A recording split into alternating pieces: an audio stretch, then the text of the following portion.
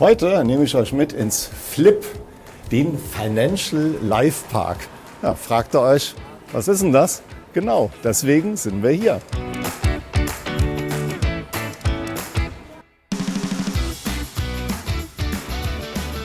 Heute reden wir über ein Thema, das derzeit oft diskutiert wird.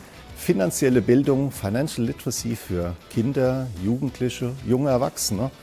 Ich sag mal so, dem einen oder anderen Erwachsenen wird ja ein bisschen mehr Finanzbildung auch nicht schaden. Und es geht ums Finance Life, ja, ums Finanzleben. Und um wessen Finanzleben geht's? Um meines, um das von Hans? Es geht um unser aller Finanzleben und um Finanzen erlebbar zu machen. Junge Wiener, also Jugendliche aus der Stadt Wien, raten sich schlau. Was heißt Inflation? Welche Folgen hat die Globalisierung?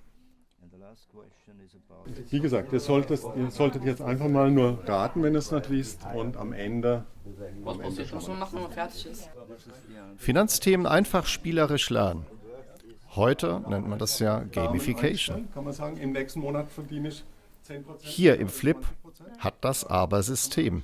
Die Veranstalter wollen wissen, ob die jungen Leute später schlauer geworden sind. Erster Halt. Es geht um die Bereiche des Lebens. Arbeit, Freizeit, Urlaub und... Genau, es geht um Sport. Wann macht ihr Sport?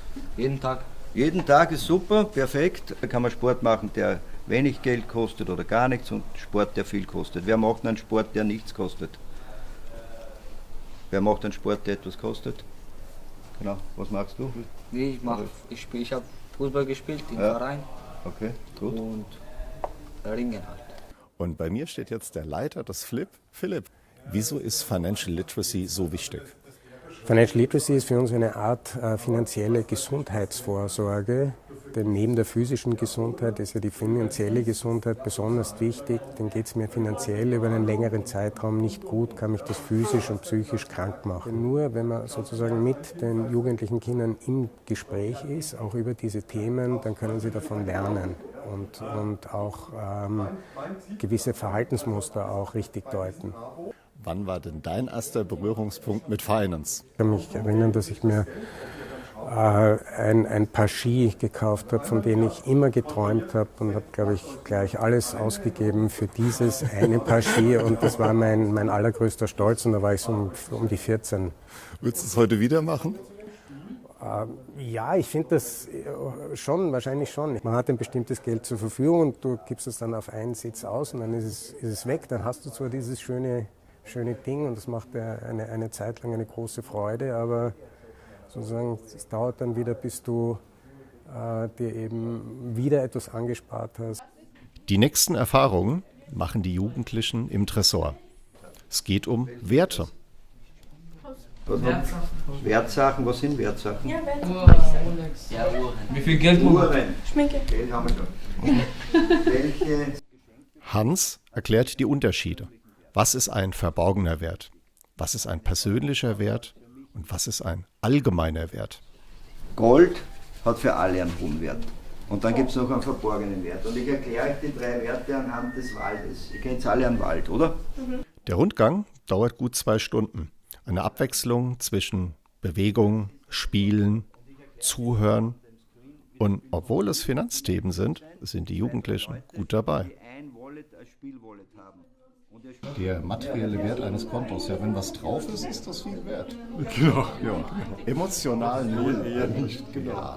Außer ich habe die Lieblingskonto. Für Jugendliche wie Medina ist es gar nicht so einfach, Dingen einen Wert zu geben.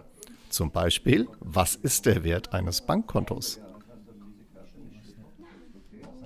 Jetzt bestätigst du es mit okay. Und die andere Gruppe kriegt jetzt das Schlauchboot. Ihr vergebt da jetzt bei dem Wasser wieder 5 Punkte und tauscht es dann gegen eine von euren anderen Karten aus. Wieso habt ihr euch für das Wasser entschieden? Weil das Wasser lebenswichtig ist. Ja, gute Wahl. Die einen haben sich für das Wasser entschieden, die anderen bekommen ein Schlauchboot. Der Wachwert, der ist noch gar nicht klar. Was machen wir damit? Was machen wir damit? Daria, komm mal dazu.